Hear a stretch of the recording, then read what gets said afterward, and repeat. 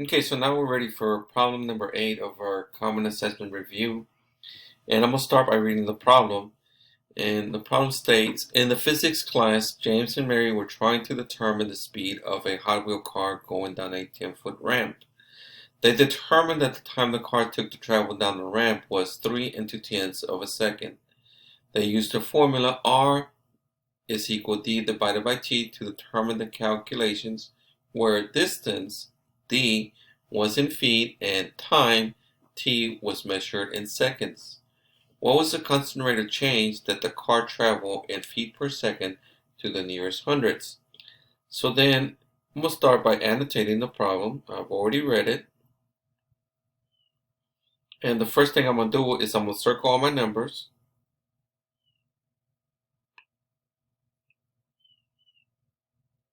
Okay, so I'm done circling the numbers.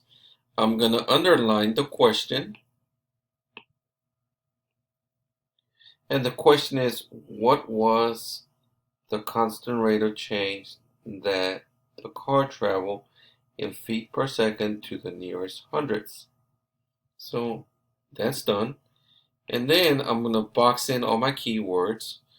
So I'm going to box in foot, seconds, and I'm going to box in the formula because that's very important. D and distance, and time, and T, and constant rate of change. So next I'm going to eliminate, which I can eliminate anything else that's left over, and then I'm going to solve. The first thing, if I read the problem correctly, they're telling me that they're giving me the formula that they're going to use. And the formula is R is equal D, distance divided by time. And they already provide me with the distance because they tell me that the distance is 10 feet. And the time that it took is equal 3 and 2/10 of a second. And R is what I'm solving for, which is the rate.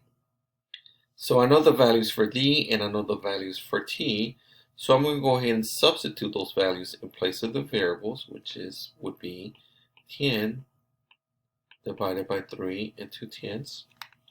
Next, I'm going to set it up as a long division problem, and I'm going to put 10 inside the box and 3 and 2/10 outside the box. Well, I have a decimal on the outside, so I have to move it all the way to the inside up against the box. And if I do that to the outside, I'm going to have to move it on the inside, and that is 0 in between. Okay, so now I have 32 divided into 100. Well, I know that 32 does not divide into 1, and it doesn't divide into 10 either, but it does divide into 100 3 times.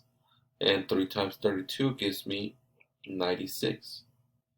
So if I subtract 96 from 100, I have 4, and I'm going to bring down another 0. Well, how many times is 32 going to 40? 1 time, and 1 times 32 gives me 32.